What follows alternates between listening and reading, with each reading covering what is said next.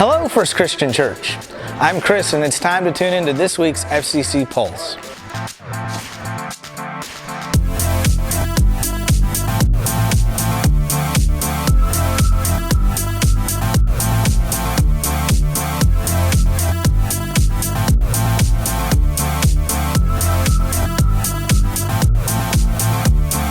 This is Nathan Dickerson, Communications and Tech Director.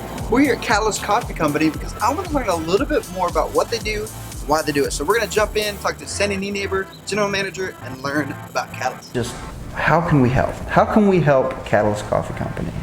Okay, there's tons of ways, but I'll give you one immediate one is you've probably heard or read that we are collecting candy for Halloween happenings. There will be thousands of people roaming around downtown and kids trick-or-treating from business to business on Halloween from 4 to 6 p.m. So if you want to bring a bag of candy to Catalyst or at church, I think you're usually at the front door and the back door, there's a collection point. Also, if you want to give out candy, come join us. It's a lot of fun. You get to see all the costumes and pass out some candy. If you want to watch the full Catalyst video, look for the link in the FCC Pulse email or on social media.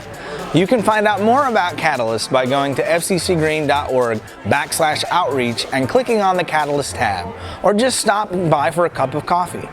Now let's take a minute to hear about our Great Questions ministry. At a recent session of Great Questions, someone asked, "Does the Bible support slavery?"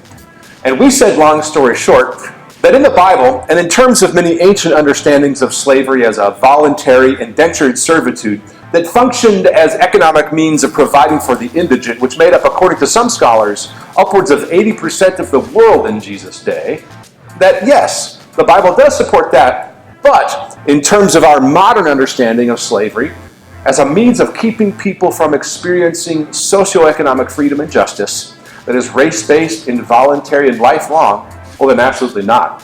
And we rooted that answer in the concept of the image of God in Genesis 1:27, and the Jubilee in the Old Testament, and Paul in the book of Philemon, as well as a few other texts, and the idea that it was Christians like William Wilberforce and Thomas Clarkson who pioneered the modern movement to abolish modern slavery in the West. So whether it's for you or someone you know who has questions, please consider Great Questions a resource to help bring clarity right here in this room at our Greenville campus, every Monday night from 7:30 to 8:30 p.m.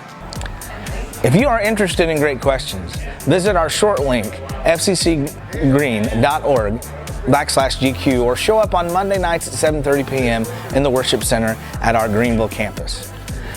Well, that wraps up this week's FCC Pulse. Make sure you stop by the hub on your way out to see things like our serve wall and get connected today. Thanks for watching.